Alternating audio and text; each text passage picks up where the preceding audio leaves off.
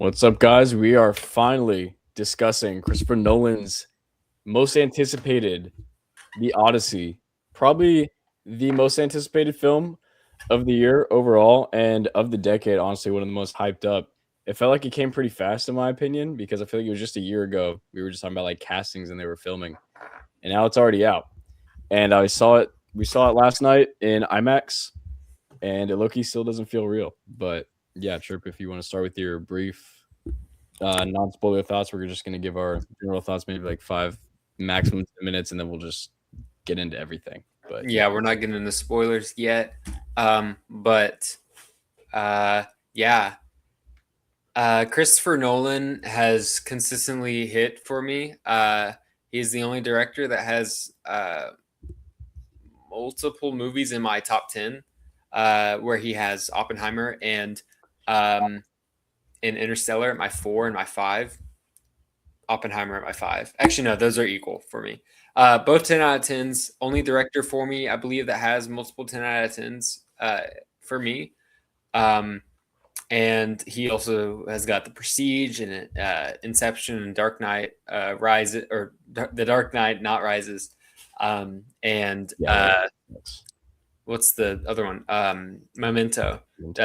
And I haven't seen Dunkirk or like some of his other stuff, but like every single movie I've seen of Christopher Nolan, excluding Insomnia, is a 4.5 star.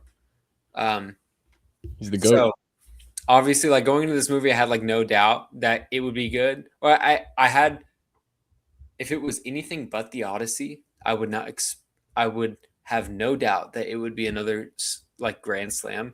And if the Odyssey had any director other than Christopher Nolan, the Christopher Nolan, I would expect it to be a miss because that is so ambitious. It's the most ambitious thing Christopher Nolan is a scary movie to make. Yeah, I mean he's taken on Batman and he killed it with Batman. He took on what would seem like a very small story where it was just all talking in Oppenheimer and turned it into a actual like all-time masterpiece. Good.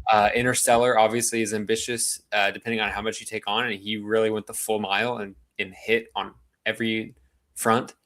And movie's got an emotional core, and the Odyssey is obviously like really. There's a lot going on in it, and you, especially with practical effects, you really gotta you gotta hit if you're taking on like that big of a thing. And Christopher Nolan, the way he does storytelling is just so like he is the best at nonlinear storytelling. So knowing that there's like a lot of stuff to touch on, kind of points to like hey, like this is the director you want for that. So yeah, I thought it would be good. So honestly, it did kind of just like live up to expectations. I expected it to be a 9.9, was what I thought it would be. I thought there would be like a little bit of an issue. There was some casting that like I did think was a little bit ambitious, like obviously all of it was ambitious, and I'm using that word too much, but like a little bit like far-fetched almost, with mainly with like Travis Scott being in this movie and how much he was in the promotional, how much he was in the advertising for this movie, as well as who, like, I have no hate for this actor, but I was under the impression, because so many people are hating on this movie for this reason, I thought Elliot Page was going to be playing Achilles. Elliot Page is not playing Achilles. It's playing Simon with an N. Sinan. Whatever. Anyway. Yeah, they hate this movie. Stupid. Yeah. Just for all those haters out there hating on the movie in advance before you've seen it, because Elliot Page is in this movie, that role is, I thought was perfect. Absolutely. I thought that role was so awesome. Well done. So if you're a big Elliot Page fan, you're not going to be disappointed. All y'all out there who are Elliot Page enthusiasts. Also, I mean, what else was there? Other haters hating on Lupita Nyong'o as Helen. She's amazing again. And Lupita Nyong'o is one of the best actresses we have working right now. She we've seen her in Us, incredible double role. We've seen her in obviously in Black Panther. She's great. There's another movie that I'm completely forgetting her in, but she is an incredible actress. Maybe I'm just thinking of Us, but she's great. So that's also a great part of this movie is her as Helen of Troy, and she's not. I won't get into spoilers in it, but the role is every role is so fleshed out that you're not gonna be annoyed by the role. Perfect. It's arguably I don't know if I have an adaptation of anything higher than it. I think all I have is original stories. I mean, I guess There Will Be Blood is adapted from a Oppenheimer's a book. What is a book? Oppenheimer. Oh yeah, true. As far as well-known stories being turned into movies, I think this is the gold standard. What? The Batman's an adaptation. Spider-Verse is an adaptation. Oh, true. Yeah, I guess Batman, because I wasn't really considering comic book movies in that regard, but that's kind of a different deal though, because the stories are not directly adapted. When the Odyssey is it's a direct adaptation of the modern iteration of the Odyssey. Mm-hmm. But yeah, I thought it was incredible. I really didn't leave. Obviously, I didn't leave this theater needing any more from it, because I gave it a perfect score, which I've given out to 13 movies, I think. Actually, no, I think I've given out to 11, and it is my lowest rated 10 out of 10, or lowest ranking 10 out of 10. But also, I've seen a lot of good movies. I've seen 11 perfect movies. This is one of them. And upon rewatch, obviously, there might be stuff that comes up, but it's one of those movies that if you watch it twice, I think it's gonna improve your rating more. I 100% agree. Yeah, the Odyssey is so obviously I'm a Nolan fan. Everyone's a Nolan fan, obviously, but I'm first and foremost a Greek mythology fan, and Nolan is literally, his whole thing is his realism, his practical effects, all of that, which is kind of the negative effect he had on comic book movies. Not that his movies were bad, but people were oh, that's what we're supposed to do. It's no, that's a Nolan version of what Batman would be in his head, not an actual Batman interpretation. But anyway, so I was scared for the Greek mythology aspect, but each little story that they tell in the movie, because it's non-linearly told, they absolutely pull it off. It really felt and there's no crazy CGI, just huge events, but it's just perfectly placed. Each bit, you're yeah, that's just mythological. I love it. I felt so invested, and the way that it's shot, especially during the Troy scenes, I just felt I was just there the whole time. And obviously, it helps seeing it on huge screen, IMAX. I'm seeing it on 70mm on Tuesday, which I'm very excited for. But the world was just so immersive, and I was a little scared about that too, because seeing the sets, I was thinking it felt a little bit bland. But whenever you're just actually in it for the whole time, it feels you're just going on the journey with them the entire time. And the non-linear storytelling at first is a little for the first 20 minutes, I was still kind of getting used to it. But whenever I realized how they were formatting it, it worked for the rest of the movie. And then, not to get into spoilers, but there's a moment where it stops, and that's obviously really good. And yeah, I think on a rewatch, I'll probably raise my score.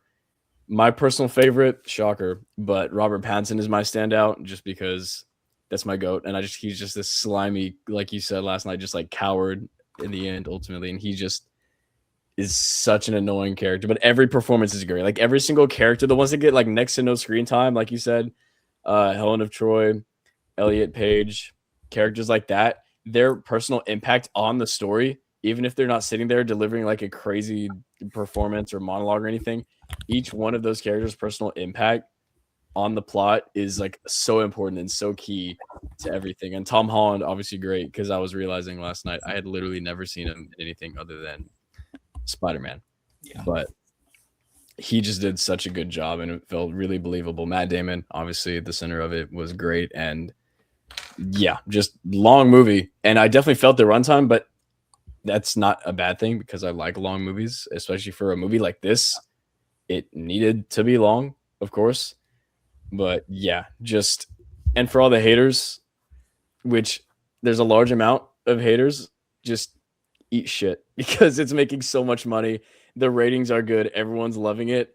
You're just making yourself miserable because you're weird. Like I cannot imagine if you hate on this movie, you're not like an actual human being who thinks through their opinions.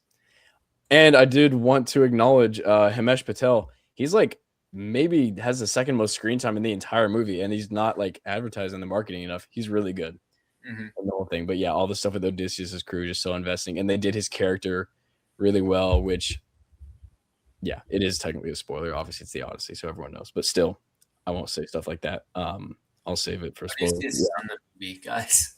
He is, but the way he acts and some of his stuff were very accurate, and yeah, I loved it. And I think on a rewatch, it will definitely raise, like I said, just because of the getting used to the way that they were formatting the story. Mm-hmm. But yeah, you're never gonna fully appreciate like over half of Nolan's movies until you watch it again. I agree with that. Well, I say over half. It's mostly just Inception, Memento, Prestige, that kind of thing. Yeah, Oppenheimer, sure. yeah, Oppenheimer as well. Did you change your mic, by the way? Does it sound better now? Yeah, that's good. But yeah, just great movie. I currently have, in terms of Nolan rankings, I think we have it the same. Third behind Interstellar and then Oppenheimer. I don't see that changing, and that's not an insult at all because Interstellar and Oppenheimer are like two of the greatest movies ever made. Oppenheimer is just crazy good. But yeah, the Odyssey is third. It's better than Dark Knight, better than everything else. And yeah, those are my 3 Nolan 5 stars. And yeah, obviously just great cast, but Greek mythology worked, and the set design was immersive. That's a word I would use to describe a lot of the way that this was shot and the way it feels while watching it. Yeah. And really high stakes. Like every scene was so intense, like so much more horror than you would think. There was like several terrifying scenes, and you felt like every second of it. I was like on the edge of my seat, like with the crew, like they need to get back to the ship right the hell now, or else they're cooked. And I felt like so scared the entire time. It was so good. But truly, yeah. Overall thoughts. So we want to get into spoilers. We can do that. You haven't seen the Odyssey, you get out of here. Lower your mic a little bit. How it was on the table was good. But yeah. Is there anything you got off the dome? Spoilers? Off the dome, spoiler wise. You talk about the Cyclops scene. Everyone dies in the end. His whole crew dies. Yeah, true. That if you've read if you've read the Odyssey, you know like most of the stuff that happens. You know that it's just him. Yeah. The Cyclops scene was so good. That's the way that it looked. He looked like this creepy, like old guy. Was just a really good Nolan. Yeah. Like example of somewhat subverting expectations and making it real, but also making it like just amazing. How it wasn't less of a monster and more of like just a gross looking dude. Right. And that scream with those speakers in the theater was insane. It was, that was incredible. I thought the sound design on this movie, which I saw, apparently people don't like the sound design of this movie, and apparently that's one of Christopher Nolan's critiques, is that it's hard to hear some of the dialogue. Well, I didn't have that issue. Well, but that's for theaters. It's because his movies are designed to sound good in theaters, but when you're watching them at home, those troubles come up a lot. So like, Christopher Nolan doesn't care about you watching movies at home. He cares about you watching them in the theaters because he cares about the art of cinema and in the activity and everything. He's a very ethical director. He doesn't like AI, doesn't like CGI, doesn't like any of the sparse. How do I put this? Modern slop. Modern day. Yeah. Yeah. But Yeah, that scene was terrifying. Um, It was horrifying. Whenever half the crew got out and then Odysseus jumped back in because he wanted to help lead the rest of his crew. yeah, So cool. it's great. He was such a well-written character. Yeah. It was awesome. That's what I was gonna say. Like the scene where he's just doing dumb shit, like shooting the Cyclops in the eye, or being like, "No, strap me up to the thing. I want to hear all of them." Like that was just Yeah. perfect Odysseus here, where I really like felt him, and also like the character arc, which we can get to whenever we talk about the third act, that recontextualizes the entire movie. I think that might be one of the best Christopher Nolan scenes in like ever. Yeah. Maybe the best. On rewatch, I think that scene is going to like I'm so hyped to rewatch this movie Yeah. several That it really does all like time. he runs laps around other writers and directors in the way that he's able to like completely flip.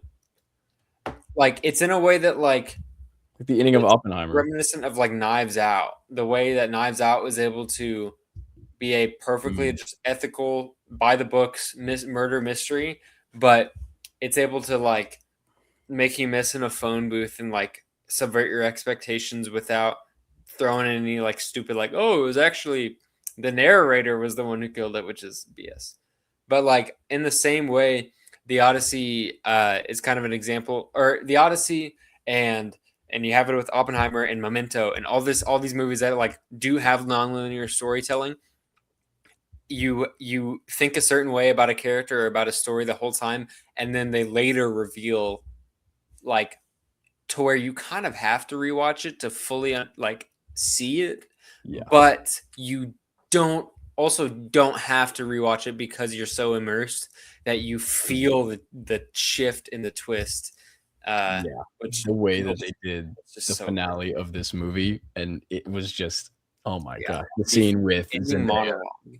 The Zendaya scene was just like crazy.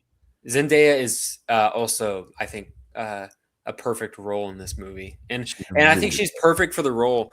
I compared her to her role in Dune Part One specifically because she kind of has this like niche as an actor as an actress where she's able to like fit into a role that is specifically not like an actual character in the movie, but just like a voice that is like leading the character or leading the audience into believing a certain way.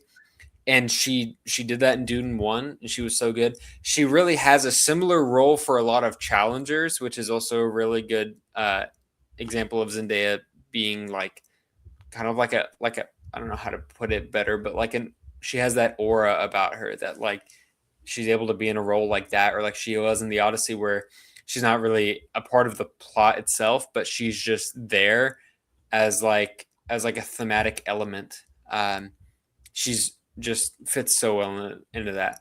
And I think that's perfect for her. I think Christopher Nolan knew exactly what he was doing whenever he cast Zendaya specifically based on how yeah. she's been the last 5 years. Yeah, how Athena is portrayed in the movie is really interesting because a lot of it is scenes where she's just showing herself as a presence to, Mhm. To Odysseus without even talking, and it just Yeah, reminds Odysseus of his character journey and what's going on and what matters, how he's fucking up, and stuff like that. And it's just her like commanding presence of just looking at Odysseus without saying anything sometimes, yeah, and of course the twist at the end, which we'll get to, but it was amazing. And Tom Holland's entire arc. Like yeah, this better put Tom Holland on the map for actual movies. Um, like he's great as Spider-Man, obviously, but everything yeah. outside of that, he's kind of popular for having a shit career outside of Spider-Man.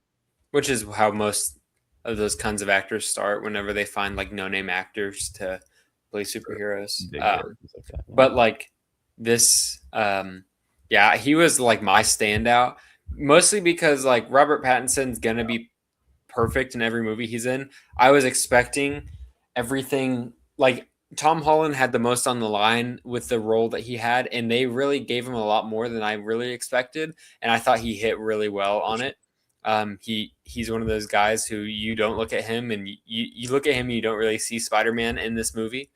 Um, you look at him and you see Telemachus, and he was Yeah. just really good at at the big role that they gave him. And I think he was kind of perfect for the role too. And his age wise, like his age, the way he looks age wise. And yeah, I just thought he was great. He stood out a lot, and I hope that he gets recognized for that.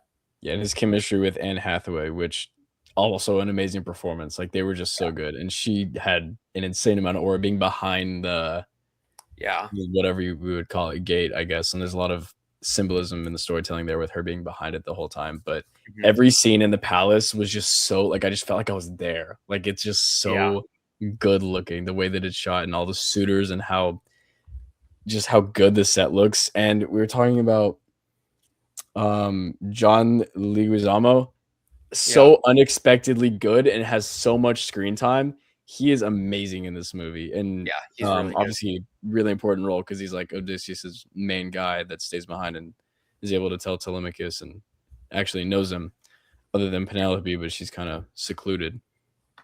So he's great in that scene with the dog at the end, and that's how Telemachus realizes that the beggar is Odysseus. That scene was so hype. It was perfect. It was incredible. Crazy. Yeah, and the entire third act from the second that he just leaves Circe's island, Calypso's island, and just rides on the shore because Zeus made the deal where they can't with Athena, they're like they can't kill him. So he's just gonna end up back where he's supposed to go. And then the entire last like 50 minutes probably is just him going in as a beggar, which of course is the whole theme of the movie with Zeus's law, right? And how Robert Pattinson and all of the suitors just don't care about it because they're just scum, basically. Yeah. And then he goes in with Tom Holland because Tom Holland was raised under Zeus's law because that's what that's what Odysseus taught him. And then he goes in with the beggar, and then they take the entire kingdom back, essentially. And it's amazing. Just that scene at the end, which we could just talk about that now. So basically at the end, Odysseus talks to Penelope and he's like, yeah, war and all that stuff is actually not good. And it's because Agamemnon, aura, you can talk about his aura real quick, actually. The scene where they are frantically like trying to hold off the people of that city, and the gates like open, and then like it kind of cuts the noise, and then just, and it is a actual Darth Vader level like aura farming moment, where he's just standing there in his non-historically accurate, beautiful black armor, just like an actual boss in a boss in a FromSoft game, where it's just it sacrifices the historical accuracy. Who gives a fuck? Dude? You know how stupid this would look if it was historically accurate? Bro? Shut up. There's just Cyclops in this. If you experience that scene and see what you see what I saw on that screen, and you're not watching a different movie, and your initial thought is, that's not historically accurate. They didn't have that armor back then. I can't respect. I'm not going to listen to your movie opinions because you're a dork. Like, honestly, that is egregious. The fact that people are like, it looks really cool, but it's not historically accurate. That's not why are my historically accurate people who are sailing across Poseidon's Sea to go fight a Cyclops not wearing historically accurate armor? Like, it's just why is Tom Holland saying dad and not father, even though they would be speaking English? Greek? Like, what do you mean? Idiots! So stupid. Oh my gosh, bro. That was hard. People who like actually have that as a major critique of the movie, on that the dialogue is like a little bit more like reformed and contemporary than the source material would have it be. Bro, saying father is just as inaccurate as saying dad, or as saying anything else that isn't the original like Greek word for it in the language they're speaking. you can't be historically accurate and be cinematic 90% of the time. Like, you can't be 100% historically accurate and cinematic, because like that's not really Yeah. how it was. 'Cause it's a movie. You gotta Yeah, it's make a it movie. cool. It's It's a not movie. real. It's supposed to look cool. It's Yeah, not supposed to be like it is just stupid. And his armor is one of the best costume designs I've ever seen, and his it character is is. really It good is too. perfect. It looks so good. Yeah, And that scene when he just starts walking up, like all his entire army and all his crew just start running, just in Detroit, like, they're charging, rushing screaming. the town, Yeah, and he is just like slowly walking forward. That I want to go rewatch it so heavily yeah. because of that scene and how that made me feel. Because like it's got you, it is gripping you, and like with how intense, because you feel all the stakes so heavily. Mhm. So you're like, bro, are they like, yeah, you're not wondering like, are they gonna get this open, because you know that it's gonna get open, Yeah. but you're like feeling it in the You're pressure, and so your heart is anticipating racing. it because, And like, they're all coming and they're just shooting with the arrows, and they're yeah, just pulling as hard as they can to get these gates open, and then the mhm, second they open, there's a pause, he shows up, and then it's just screaming for 30 seconds. It cuts to yeah, John Bernthal screaming, to Matt Damon, to everybody mhm. just screaming and running in for, like, a fat minute, It and then is it is like you yeah. feel like if that was the antagonist of that scene, you'd be Yeah. terrified. It was like you feel how that army felt seeing Mm. him at the front and knowing we are completely cooked.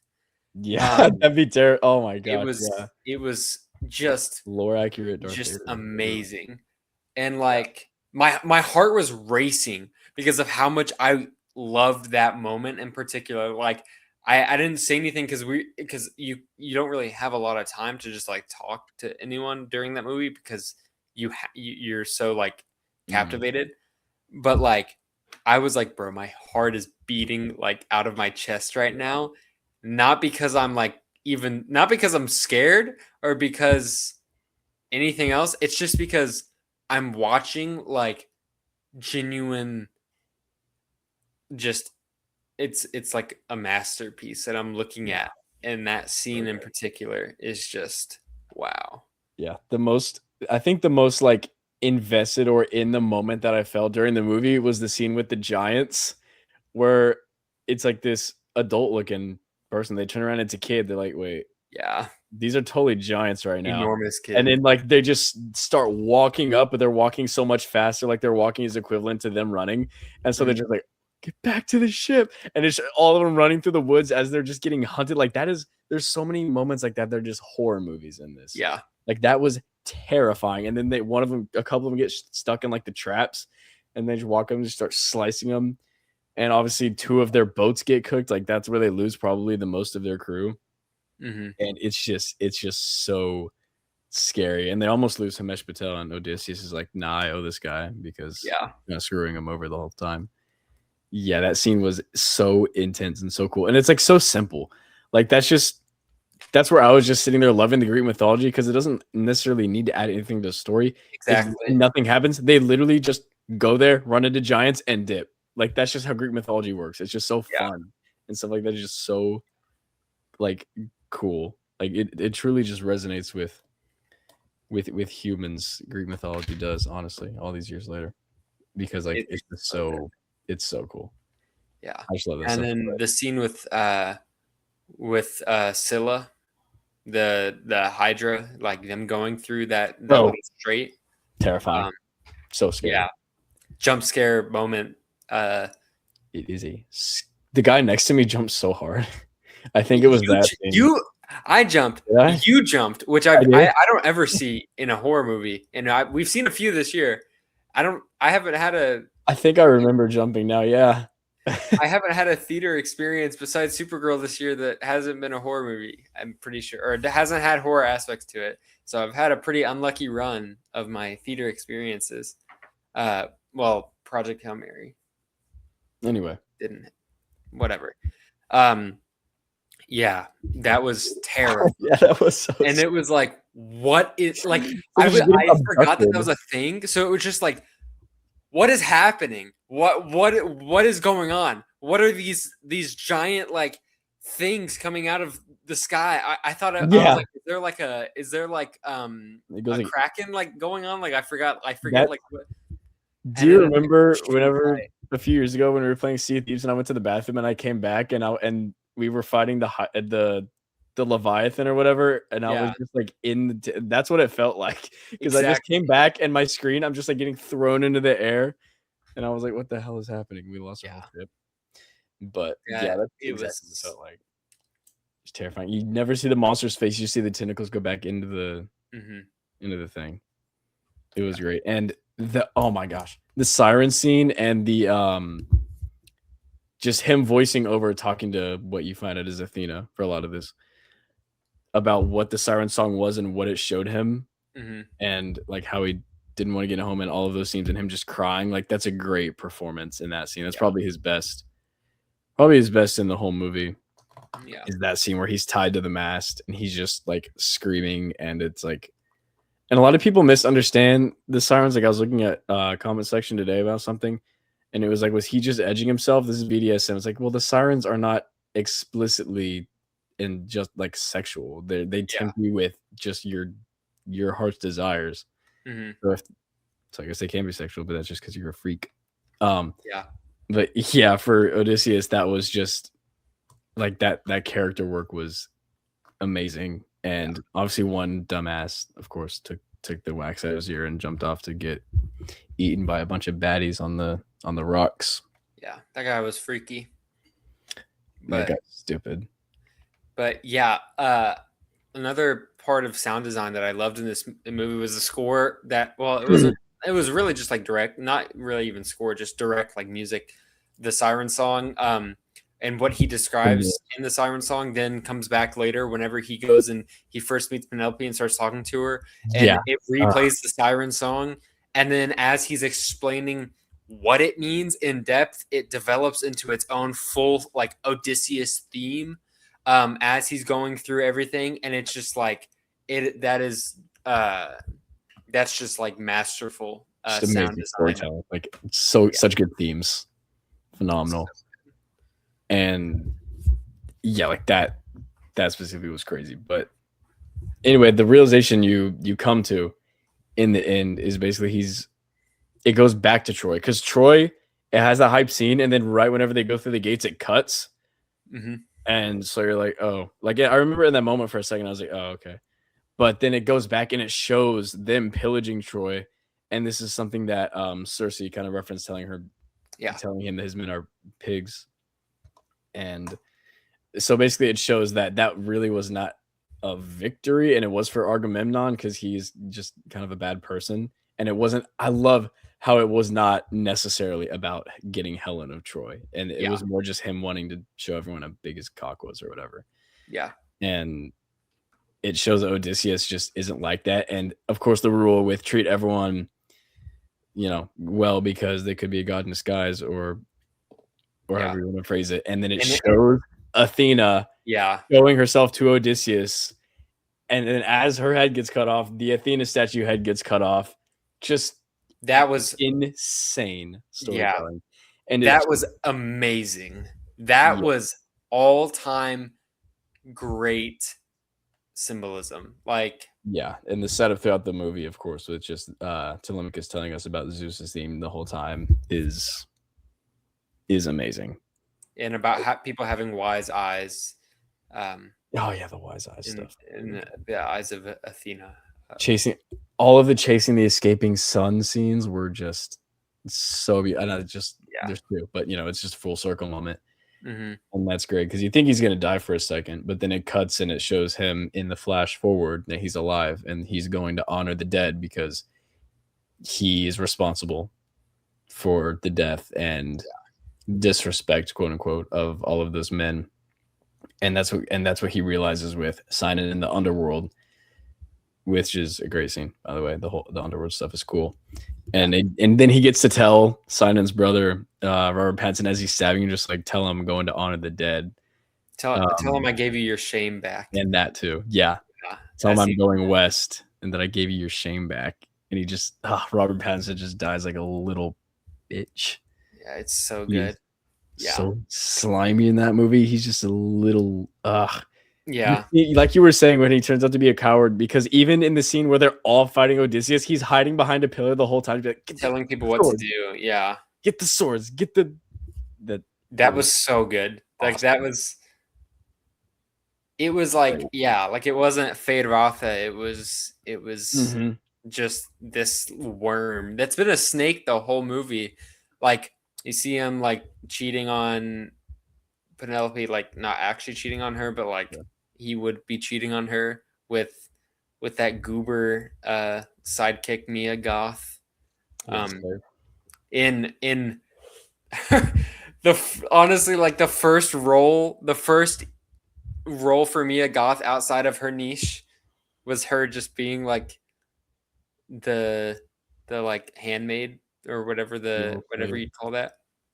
Slave. They call her a slave. Yeah. But yeah, Cersei was also amazing, incredible performance, which they were talking about it really, really early on, how Cersei's performance was great. And I was like, who even is that? So like, I knew who Cersei was, but like not the actress, because I don't really remember what else she's been in. But that's how I forgot that it was Cersei for a minute. Then I was like, oh yeah, she's playing Cersei, and that's really good interpretation. Yeah, that was great. That was an amazing scene when they start eating. Disturbing scene where they turn into pigs, like and she's like physically like turning them in, like it was disturbing. And yeah, like the feeling that Spirited Away gives you whenever it's the same concept there. It is the parents in Spirited Away are eating all this food and they turn into pigs. That was terrifying when I watched that movie like last year. And it's the same way here, because this concept of like I didn't turn them into that, they were already that. I just took your disguise off. Go back into your disguise is what she said to all of them. That was so well done. And yeah, and then the scene where he is about to eat like that stew and the pigs are just beating on the door. Yeah. Yeah, that was so good, because Odysseus goes in there because he killed the deer, so he like knows. Yeah, You can go. I'm gonna fix this. We'll cut it. No, that's fine. You can just go. It's like 2 seconds. Get your ass in. We'll cut it. Yeah, that's my cat being retarded, being stupid. Not that those are synonymous. It'll be cut. Yeah. Let's see who else. Himesh Patel, like I said, huge character. Like the second in command of the ship the entire time was really good, and you just know he's going to get screwed over, but also he eats the cows. But it's kind of like an inevitable fate because there's nothing else to eat, so he dies either way. Yeah. And that's also basically Odysseus' fault too. Just all of it is, which is kind of the whole point.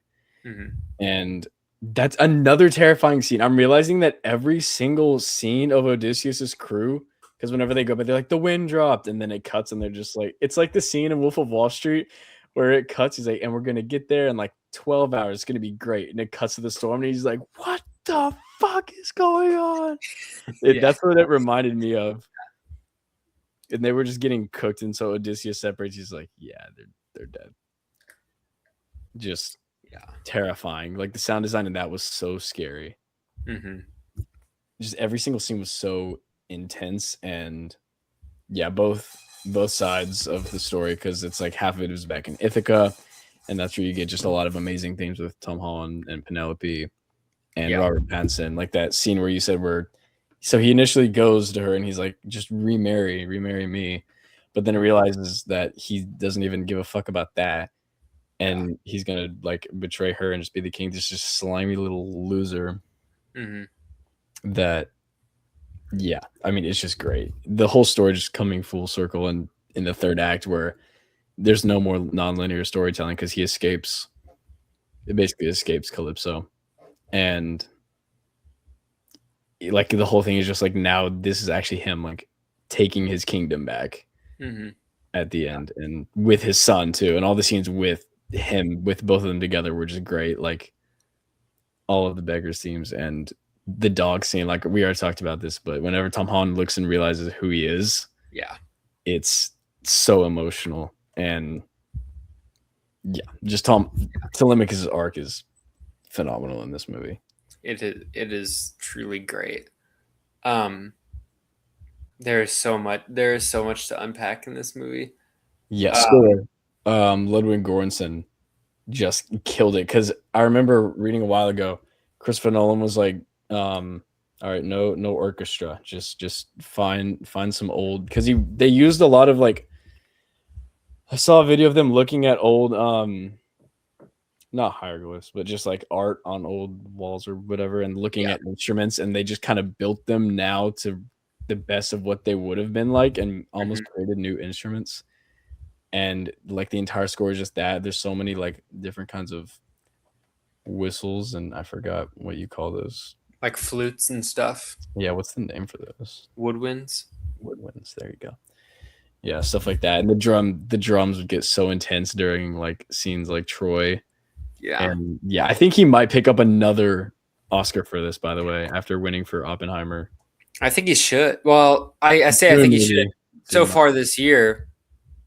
And it's that level. It's just we don't know what is it Hans Zimmer for this? Or no, it's this movie?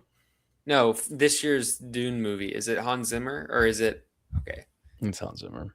That's the competition, I think, unless no, they're not going to give it to Avengers.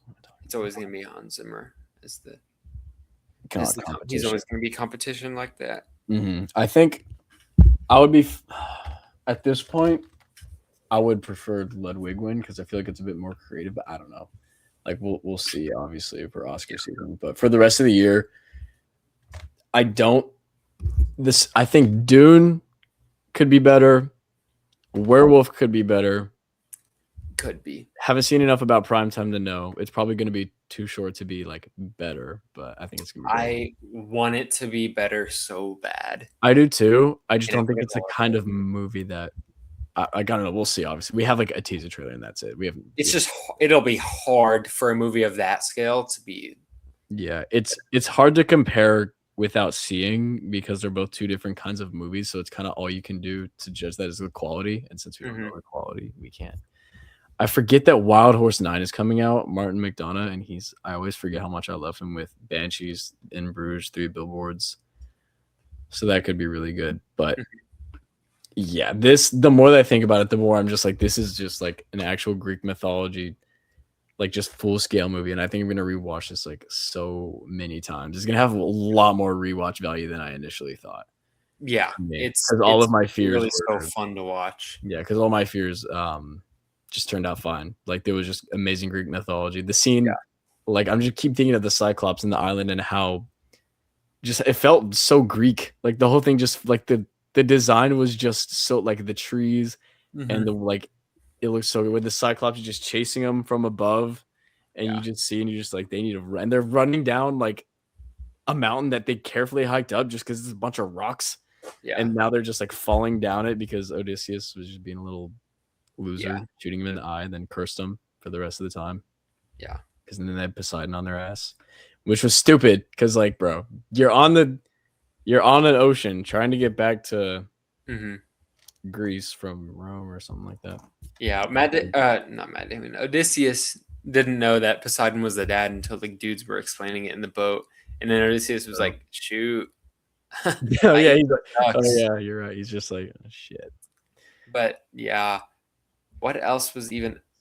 Travis Scott was cool. That was a really good, effective use of that. Opening with him was really because like at the end it talks about how songs are going to be the way that they like have writing, and that's what Christopher Nolan explained was the point of Travis Scott. There's that fourth wall breaking kind of like right, because that's how you know what Travis Scott is. And he's representing that by telling he's telling the story at multiple parts of the movie. Like he's explaining it to the Yeah. to the people. He's like the jester, I guess. I don't know what his role Yeah. is. The story of the Odyssey, which is famously passed down through Yeah. song and orally passed down, Yeah. which is why we don't even know if Homer was a real dude. Which is really interesting to think about Yeah. how much of this movie is fake, how much isn't. Not to get into too much like conspiracy theory, but with the demons that like to think they're gods and stuff. But Yeah. that's always really interesting to think about from a history standpoint because they burned the Library of Alexandria, so we don't really know a lot of that. Anyway, Oh. guess who burned it? Odyssey. No, a different group of people.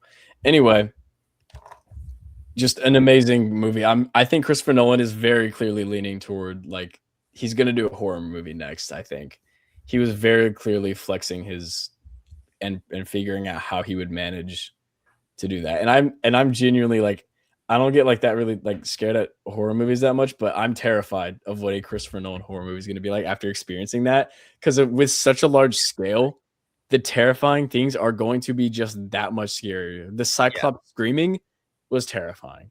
Yeah. Them running through away from the giant, just every single scene was scary. And if he's going to do that in a 70 millimeter like IMAX movie, I might like shit my pants. Yeah, he's gonna jump genres and make the best horror movie of all time. The thought of it is scaring me. Yeah.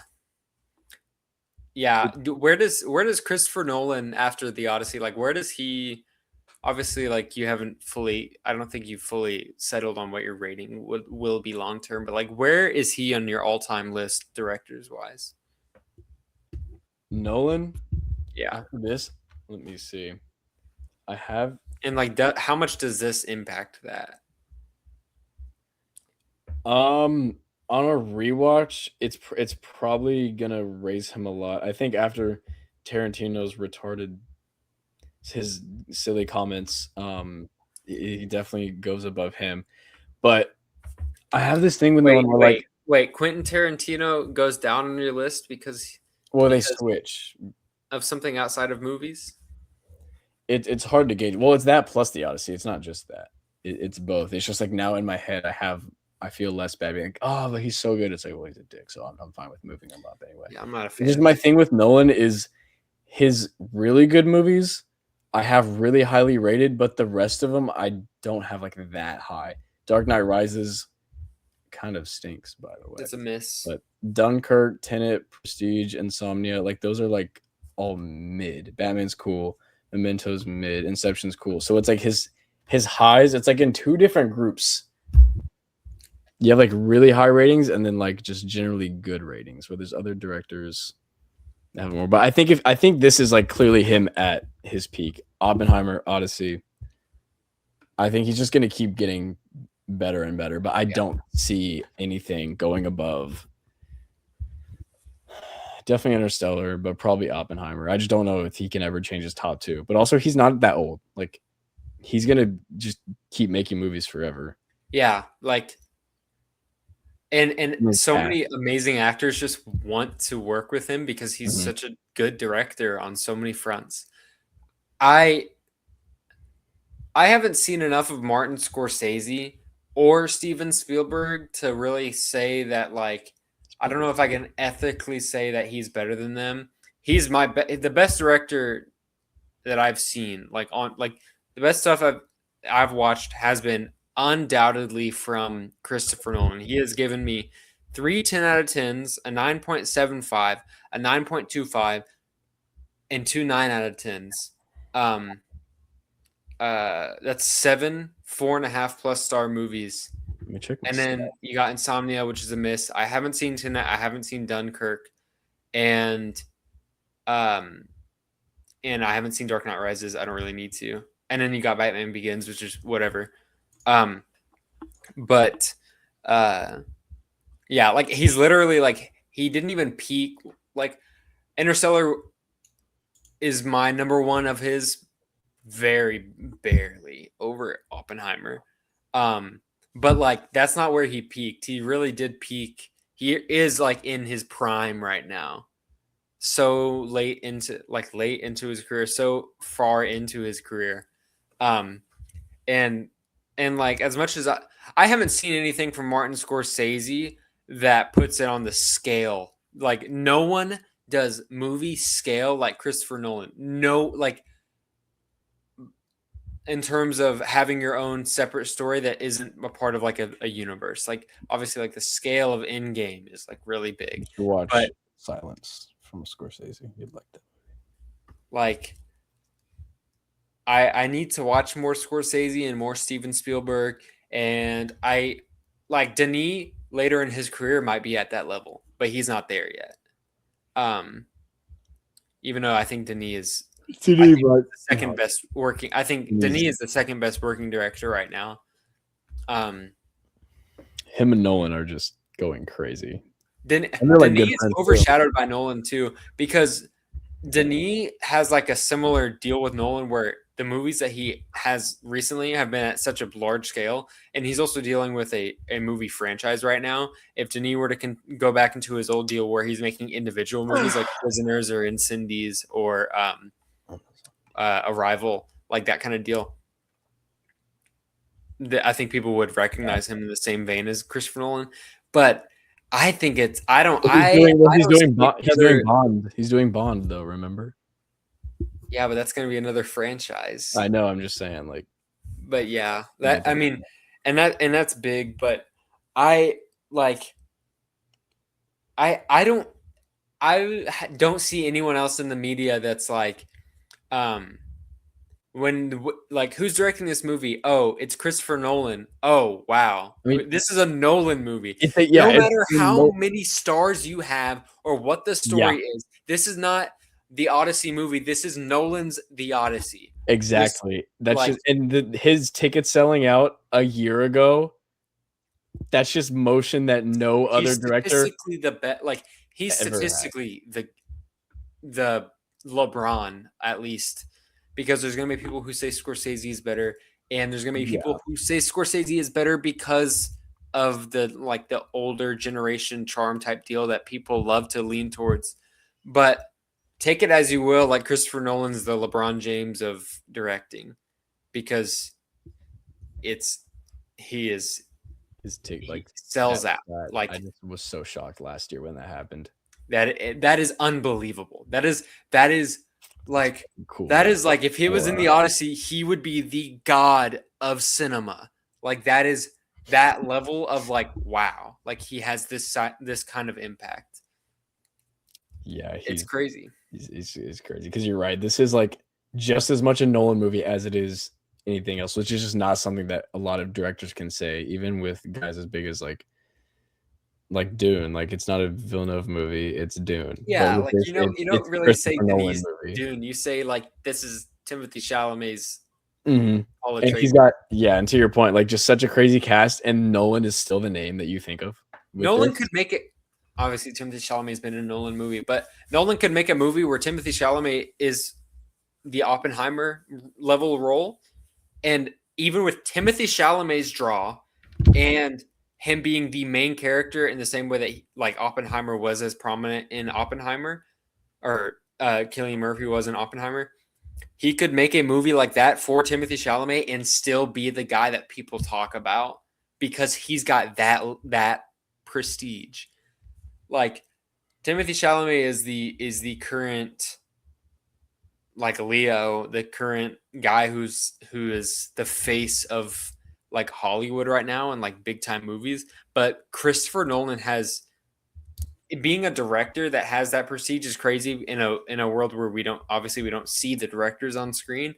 He has really been he has almost single-handedly brought back this like director being the face of he's movies. Brought it into the mainstream conversation. Yeah, like he's like there's no one else you can really credit that to, because like Scorsese's always been like the Scorsese movie guy, but never at the level only that what movie people know. But like everyone knows. Everyone knows who Christopher Nolan is if they're the kind of people that go see movies in the theaters. Yeah. But he's incredible. I think, hear me out, I think he needs to make a Star Wars movie. he's talked about wanting to make a Star Wars movie before, and he would Yeah, he would. I mean, kill a Star Wars movie. Like no, like George Lucas is his inspiration. Like that's his guy. yeah. Obviously, I mean, obviously, I feel Whatever like we see that in the way Agamemnon is portrayed. see that in everything. I mean, obviously, like Interstellar. Yeah. Also, it's just George Lucas. That's everyone's guy. But it's very clear with them. There's an old interview with them. They talked for like 2 hours. It's really cool. But I would just love for him to do a Star He Wars would make. Then It's kind of funny. Him like the thought of Christopher Nolan making a Star Wars movie could actually like that's the only director that could potentially make people believe that it's the best Star Wars movie, considering the history of Star Wars. He is the only director who I would have faith in making the new best Star Wars movie, and it dethroning Revenge of the Sith or the original trilogy. it's not going to dethrone the original trilogy. But From an objective standpoint, not including bias or nostalgia, he's the only one that could at least come close, and he definitely could. I mean, I haven't seen the original trilogy yet. Like, yeah, so yeah, but like I don't have much. I don't really expect any of the original trilogy movies to surpass like Oppenheimer or Interstellar or the Odyssey. Maybe the Odyssey, but like maybe not even the Odyssey. Like Empire Strikes Back would be the Empire's so good. Where's Empire on your top on your all time? Yeah. I was looking the other day. It's neck and neck with Spider-Man 2. It's at 14. It's right below Interstellar. Exactly. So Nolan's actually already made a better movie than Empire. And if he's made a better movie, then he could potentially make he could definitely make a better Star Wars movie. Because it depends all depends on what kind of Star Wars movie that would be. Like what characters. Like if it's his own thing or if it's legacy characters or what. Like that's just where you get into the franchise Star Wars aspects of what kind of movie that is. So it'd be hard to tell. It would have to be. It'd have to be honestly. It would have to be like the new trilogy. Yeah, like. And I don't think he'd be against doing. No, he's not that pussy. He's not gonna be like, but the backlash. He did fucking Batman. He'll do a Star Wars trilogy. Because I think if he did a one-off, like, not to compare this in quality-wise, but like how Sean Levy's just doing like one movie in the Star Wars universe with whatever. Like if Nolan came in and did that, people would just shit on everything that came after. But if he stayed and did a Star Wars trilogy and gave this franchise its own new era. Nolan having a good trilogy, having a amazing trilogy, like up there with the Dune, the Lord of the Rings, the amazing, that would be like Across the Spider-Verse is like that would cement him because he does not have that level of prestige as a trilogy. He would have hit everything because he's got his individual movies, his biopics, his crazy adaptation of the Odyssey. He's got his massive scale original story. Upcoming horror movie. Yeah, like maybe like if he does a horror movie, like he's got literally everything. But the weakest part, in my opinion, of his career is that realm of his trilogy is not on par. You're right. Two of his worst movies that I've seen of his are the first and third movie of the Batman trilogy. Batman Begins really good, but there's just it's stupid good, but it just doesn't live up to. The thing with those movies is there's unforgivably bad stuff in it. Yeah. Like him killing Ra's al Ghul at the end, Ra's al Ghul being fucking white, Bane being white. Yeah. And we're going to act like he's woke or whatever. He made Bane white. Yeah. He's whatever. But yeah, those movies, the second one, Dark Knight Rises, genuinely might like. I'm never going to rewatch that because I think it sucks. In Hathaway's that, unfortunately, like that.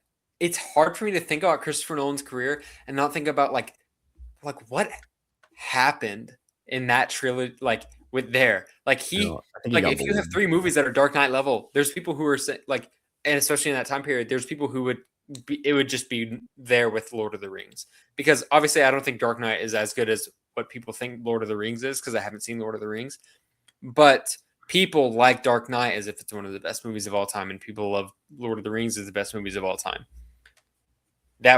He would be much better somehow would have an even bigger prestige if he was if that trilogy was all 10 out of 10s. or all 9.5? If they gave him a Star Wars trilogy, and it was like a new era, like it was like the 10, 11, 12, basically. You think they'd ever reboot the original? You think they will? No, Like eventually? Dave Filoni's in charge, so no. But I think there was maybe Kathleen would do some dumb shit. I don't even think she'd do that. I just don't think so. That's just not how Star Wars is. Because Star Wars isn't like it's one thing. Every single Star Wars project that has ever been made is in the same universe. It'd be hard for me to take seriously, like really take to heart like a new era trilogy that's making its own new story, just because it's like, how do you like you're not really introducing anything. The sequels just didn't work. I think the smartest thing would just do Old Republic, where you just go to height of the Jedi and everything. Just do Old Republic trilogy. Give them that type era. We need big movies. We don't need spin-offs. We don't need Mandalorian and Grogu. We don't need Ryan Gosling fucking around. We need big movies. We need a huge I want to see Christopher Nolan do a movie about like Yoda and Count Dooku and like preceding the prequels and like what led up to that, and Palpatine with Cypher, with not Cypher, well, sure, but with Darth Plagueis. Yeah, like that kind of deal. Even though I don't know how much I would actually support Darth Plagueis being put to screen, because that's part of his aura, is that we don't really see him like that. The tragedy of Darth Plagueis. Yeah. I think just an Old Republic trilogy would be easy. He can just do whatever he wants, and he gets to mess around with Coruscant, just gets to use a lot of the prequel planets, or at least just Coruscant. And he can have like good politics stuff and just let him do some lightsaber fights and space battles. I think he could cook with that. And obviously the cast would be really interesting, because you'd be bringing all of them into Star Wars. But like, it's not like bringing them into Star Wars in the way that you bring a character into the MCU, where that means they can appear wherever and all kinds of stuff, because it takes place thousands of years before everything. So it's just these actors are just in these Star Wars movies. Mm-hmm. That'd be awesome. So yeah, that's the Odyssey. Go see it. Please go see it. Obviously, you're probably gonna go see it, because the haters for this movie really don't exist. It's not like we have to sit here and be like, please go see it because whatever, which for the last few movies that we reviewed, like Supergirl and Mandalorian, there's low-key been like an ending with it, just like, please go see it. But with this is like, you're going to see it. It's the Odyssey. Yeah. If you can get a 70mm ticket, then do it. But I literally I'm having to go at 2 a.m. on a Tuesday night, and the 6 a.m. showings are sold out, the 11 to 3:30, everything. But if you can, obviously go see it. If not, normal IMAX. Just make sure it's at least bigger than the normal aspect ratio. At least IMAX. Because whenever this movie goes on DVD, you're going to want to have seen most of it. But yeah. Follow Instagram, follow the TikTok. And Drew should be back soon. And we'll be doing a comic book ranking. But before then, we may have time for a Clone Wars tier list. We'll see what we can do. But we'll see what we can do. That's it. Have a great day. That's everything. Act right.